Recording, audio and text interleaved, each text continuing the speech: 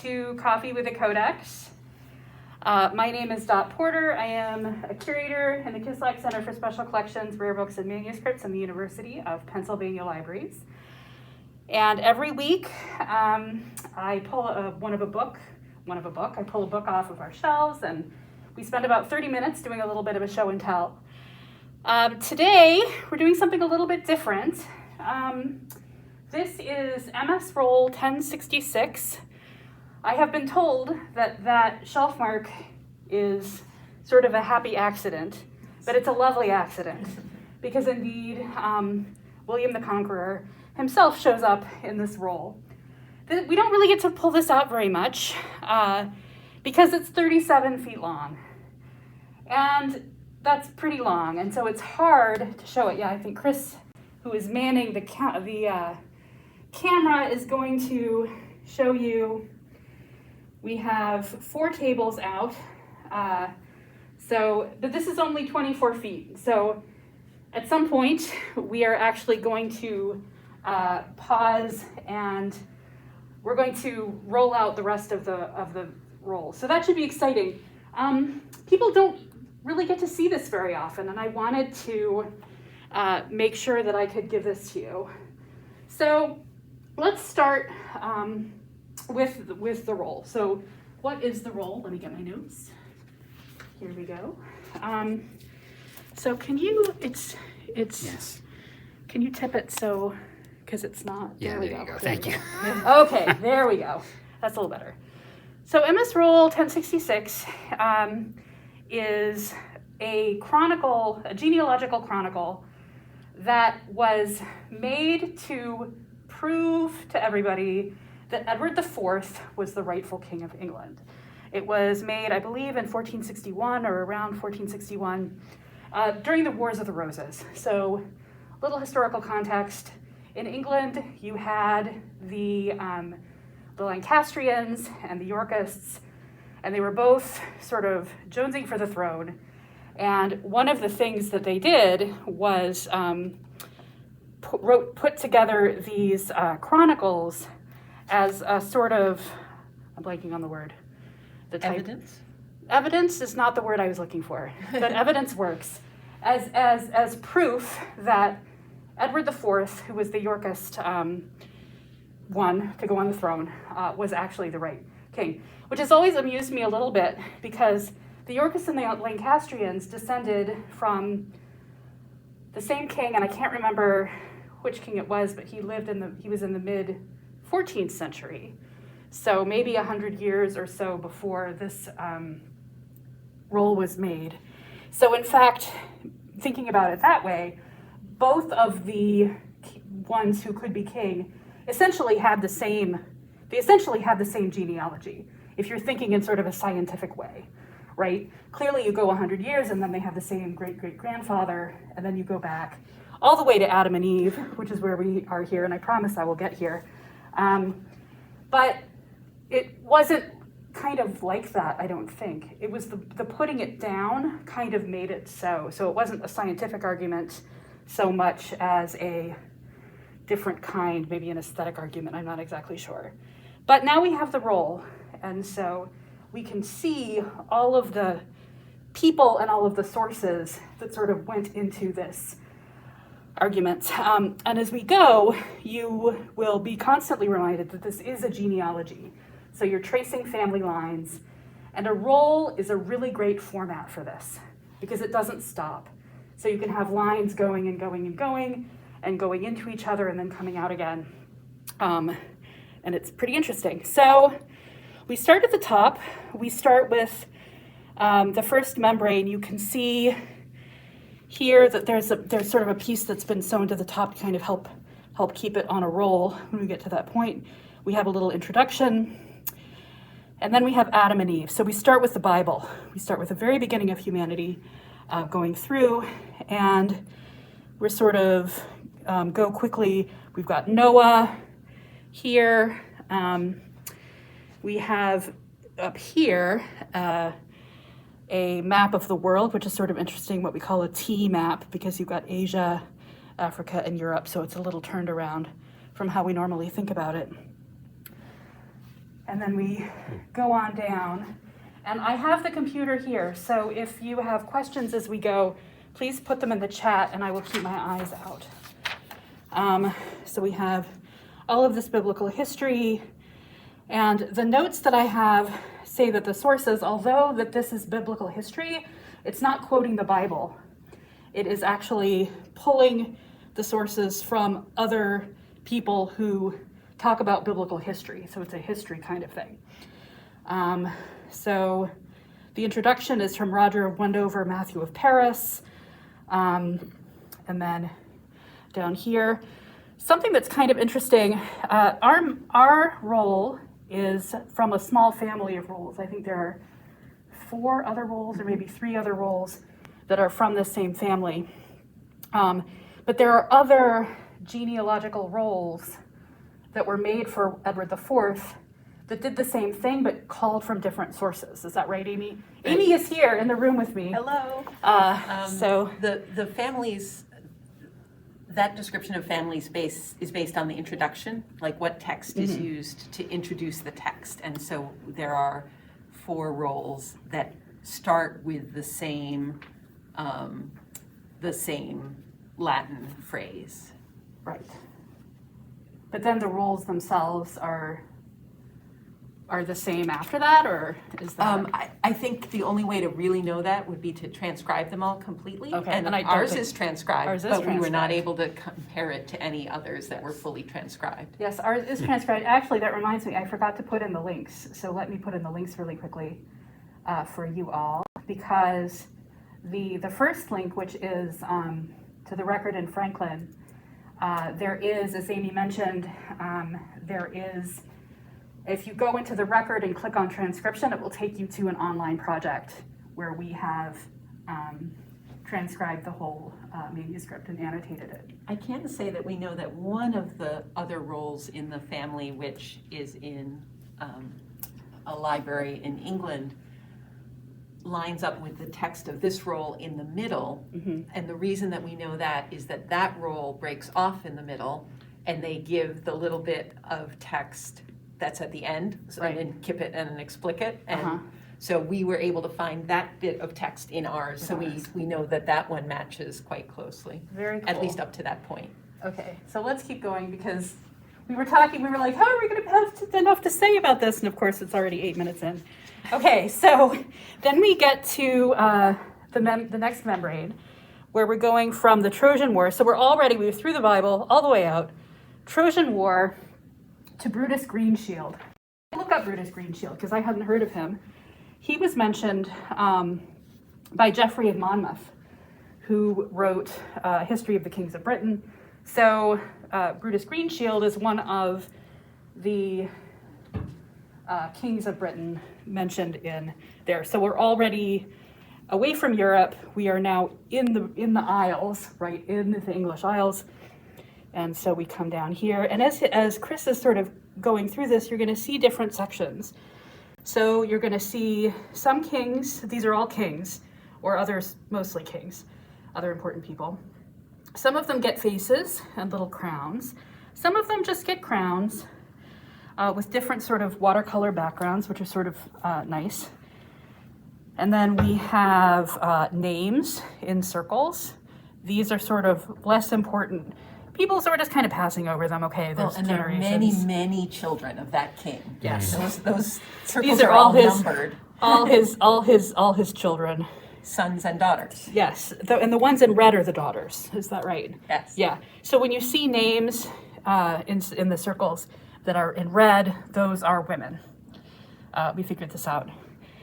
All right. So now we're down to Brutus Greenshield there, and then we're going to stay in Britain.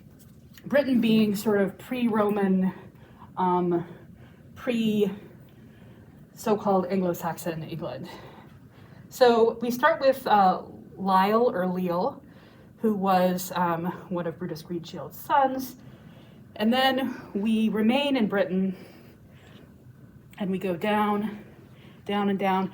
And there is something, so we've got the main line. So these are the British kings. But then there's something happening here in yellow. And I wanted to, can we go back up here for a sec? Because I want to look at this. So this line is, this is again, one of the great things about a roll, is you can see that this line goes out and then comes down. And I'm actually going to look at Amey because I'm not entirely sure what is happening here. If it's a parallel line, what might be that? These are the Roman emperors. Yeah, Roman emperors, that's right. Okay. So we've got Rome alongside Britain. So this is sort of an interesting way that they're sort of conceptualizing this, you know, they acknowledging this other important ones. And then the text that's along here, I think is just sort of descriptive. Is it always associated with the, I'm asking Amey again, is it always associated with the? Usually each A is for the word anno, and it's talking about a particular event that happened, and it is usually connected with one of the kings, and often it's like, this is how this person died, or this is this person was in a shipwreck, like the sort of the most dramatic highlights. Right. Okay. All right. And then we get to another king. We have King Marcus, who is another British king, and then we go through these lines, and then when we get to the bottom, the last king on the page is Argallan, who is Norse. So if you're, you know, familiar with your sort of English history, you know that there was a very strong and long-standing, if you want to call it, relationship, but between the Norse and the English from pretty early on. So that's what we're doing. You can see we're already down to membrane 5. So membrane 5, we have Heli, who is the king here. And over here, that's Julius Caesar. So he's continuing the line of Roman emperors down him. But he's almost by himself. Like he doesn't actually have any lines coming off of him. It's just like, and his fancy crown is probably sort of a nod to the Romanness and the idea of what later got referred to as the papal tiara. So it's this funny sort of like mix of Rome with Catholicism, even though we're talking about Julius Caesar. Right. Cool. Yeah. Because remember, the people who are writing, who made this, or the person who made this, 1461. So this is, they would be coming at it with that sort of point of view. So Lynn has a question. I'm aware of Brutus, grandson of Aeneas, as founder of Britain, who's in Geoffrey of Monmouth, but not the Brutus you mentioned, unless I'm mishearing you. So all I can tell you, Brutus Greenshield, when I Googled that name, it took me to Wikipedia and said that he was mentioned in Geoffrey of Monmouth. But I will defer to you because I haven't read. He's a descendant of the Brutus. Like he's a great grandson or something. Oh, of great the grandson earlier of the earlier Brutus. Right. Can we talk about the rondel for the? I almost passed him over. Yes. There's Jesus. So Jesus is born. Finally. That's the BC AD line. Yes, the BC or the CE. What is it? BCE. BCE. Yes, line is right here. And then I'm not actually sure who these people are because clearly they're not direct descendants of Jesus. No, this is context. Yes, but probably Claudius is the first one, who was the Roman emperor when the Romans came to Britain. Mm-hmm. And you can see he also has sort of a fancy tiara that looks different from the English king's crowns. He has a fancy tiara. He also has an interesting looking sword. Yes. It looks like a scimitar. Also looks kind of more Eastern. Yeah, yeah. And then the next figure down is probably Lucius, a king who was credited with inviting Christianity into England, and that is why he's holding a church. Right. And then there are 3 bishops below him, which also makes the church connection. Right. Because it would have been also in Edward's interest too, to sort of show the close relationship between his line and the church, going far back, I assume. Probably. I mean, we haven't gotten up to the time of the split yet, so they're Oh, right, yeah. But, you know, they did believe in the divine right of kings, so the church is an important support for the monarchy. Right. And so this is membrane 6, electus to Constantinus, which again, I think are Roman emperors. But it's about to get wild, friends, because here we have Vortigern, not Vortigern, I'm not saying he's particularly wild, but as we go down, Vortigern, and then here, and then we have a few. This guy's famous. Who's that? King Arthur. Oh, yes, okay. I keep passing over the important ones. There's King Arthur. You can see him. So King Arthur. And then we have, I promise it's about to get wild. We have English kings. Here we are. So here we have the early English heptarchy.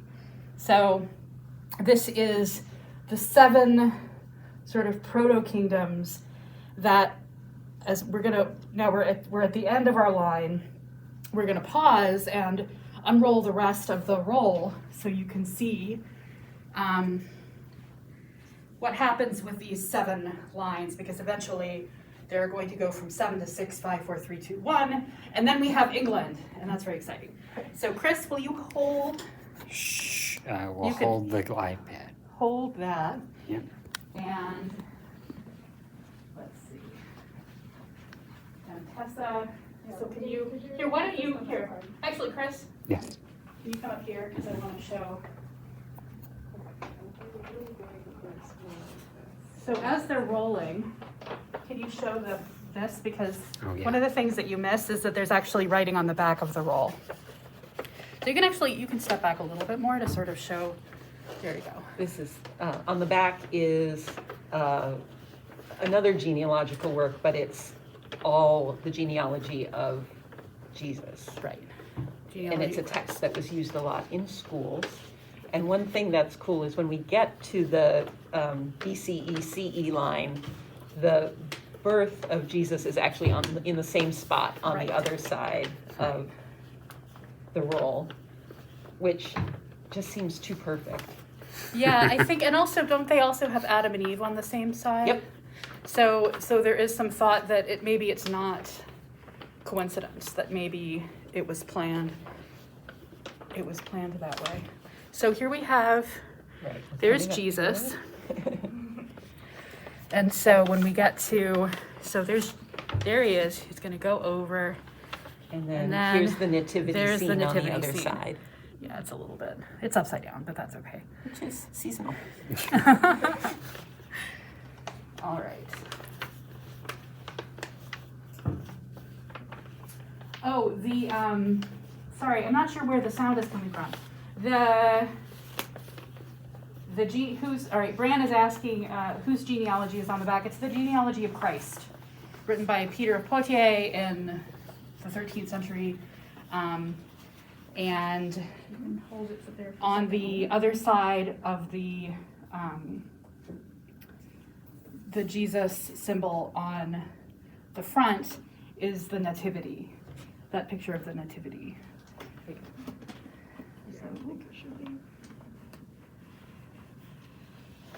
All right, so now we're going to Amey and Tessa, who is our friend from conservation, who has been very helpful in sort of helping us get this all figured out. So right here, it's going to, there we go, and then we'll unroll the rest of it, and then we'll have about 10 more minutes to talk through the rest of the roll. So I hope this part is interesting and not just boring. I know the first time I saw somebody work a roll like this, it kind of blew my mind because I'd never seen it. Here.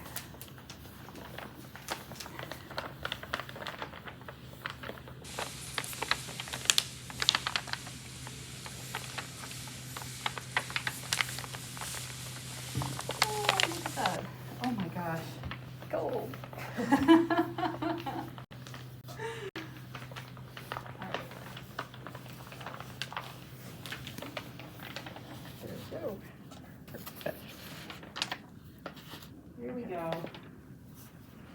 wait, Vincent. Oh, thank you. All right. What a plan. Wow. Okay. So here we go. So this is about where we left off. I think this is still membrane 8. So we have let me count, 1, 2, 3, 4, 5, 6, 7. So we have 7 lines, and each kingdom has its own line of kings. The family tree is sort of on fire at the moment. The family Just tree is the on format fire. can't handle this. That's right.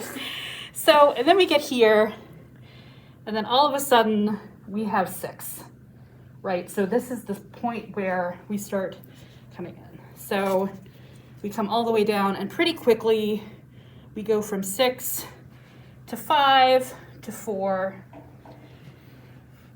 to 2, and then by the time we get to the bottom, that should be Alfred the Great.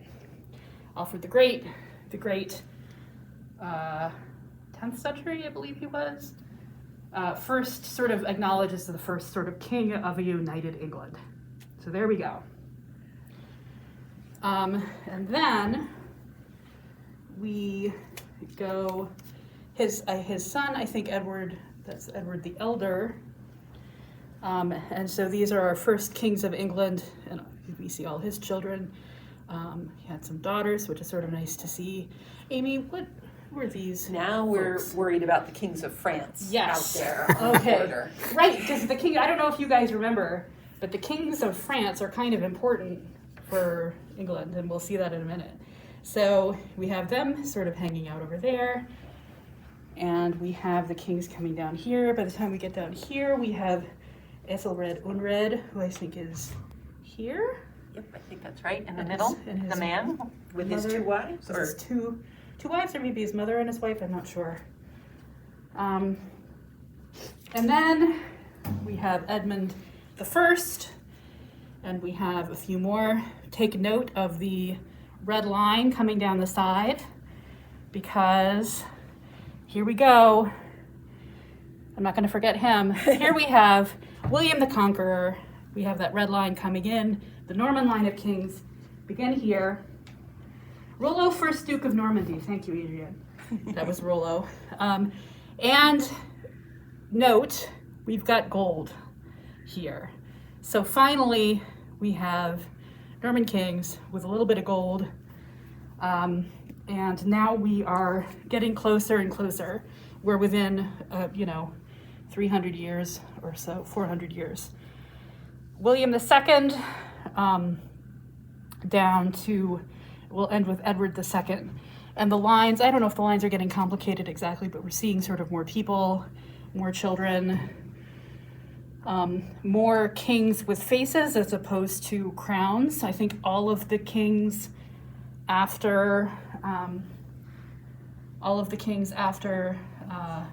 William the Conqueror have faces attached to them. Whether they actually look like that, probably not. But it's nice that they gave them faces.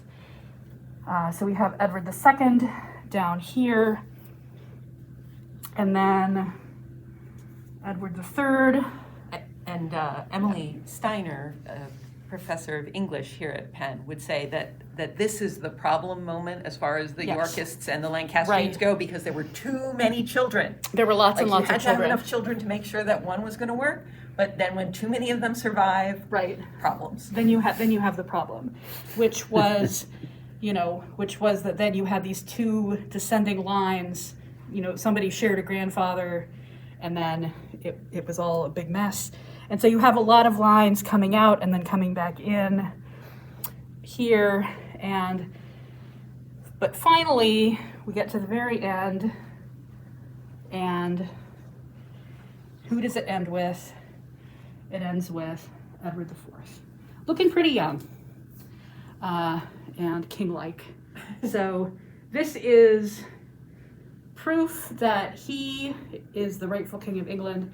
And actually his appearance, I think, helps us date, because it's not dated. Like there's nobody wrote a date on the scroll. But because he doesn't appear with his wife, That's where the 1461 comes from, is because even a year later, I think his wife would have been included. Right, because we have other roles that have his wife included in it. Is that right? Probably, because we do have other roles where things got added. Yeah. And roles that go further along the history of the monarchy. Not we at Penn, we the world. We the world. Well, this is our only Edward IV role.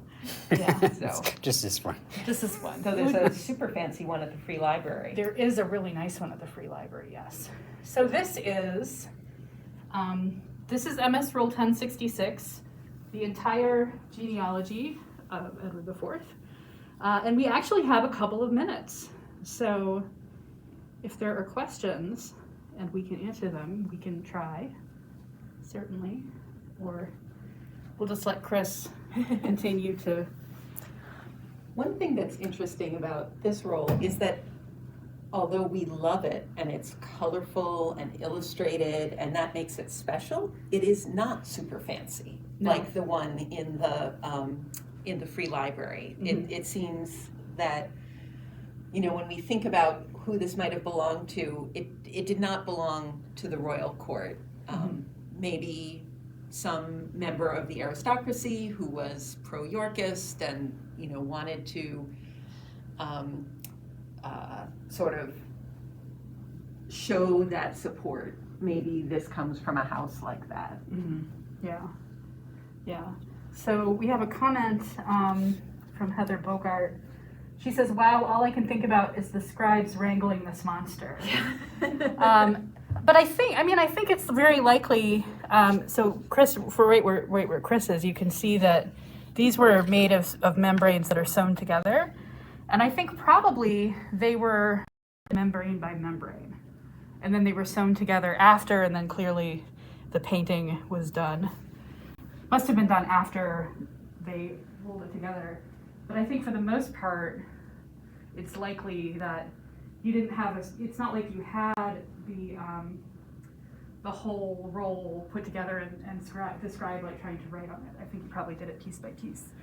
And I think we do have a couple of changes of hand, although the script is really consistent Anglicana from top to bottom. Mm-hmm. People who have worked on the transcription have found that there are these weird moments where you go from one spot to another and suddenly it's like, wait, that's not how the G's look. And you don't have that sense at all, like from an overview, but it does seem like there was more than one person who helped with the writing. Yeah.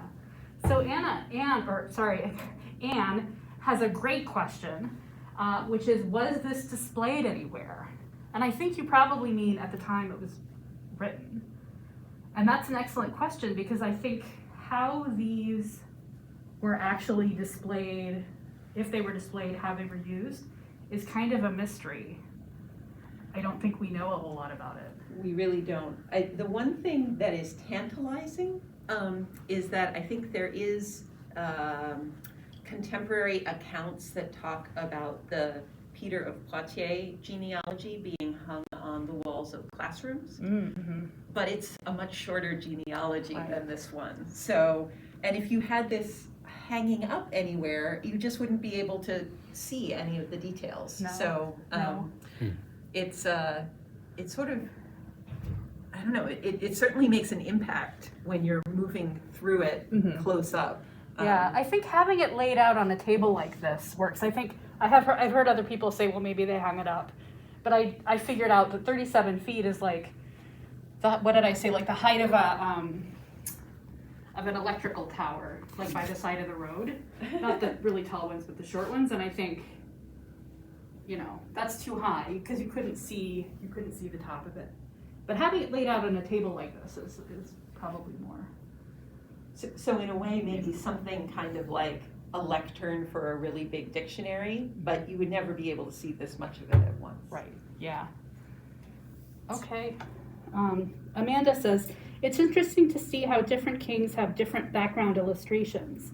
Many of the ones in this section are plain, but there were earlier ones that had flourishes and patterns in the background.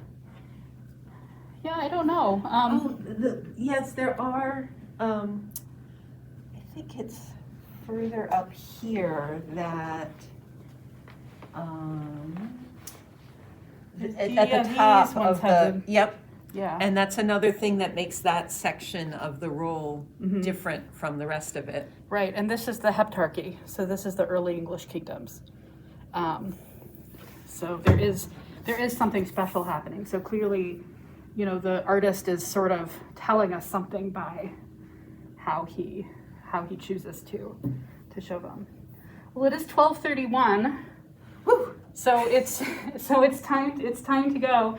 Thank you all so much for coming, and we'll be back in January. So please join the list, the mailing list, and we'll let you know as soon as we start scheduling. And do fill in the questionnaire there if you haven't already. I would really appreciate it. And we'll see you again. Happy holidays.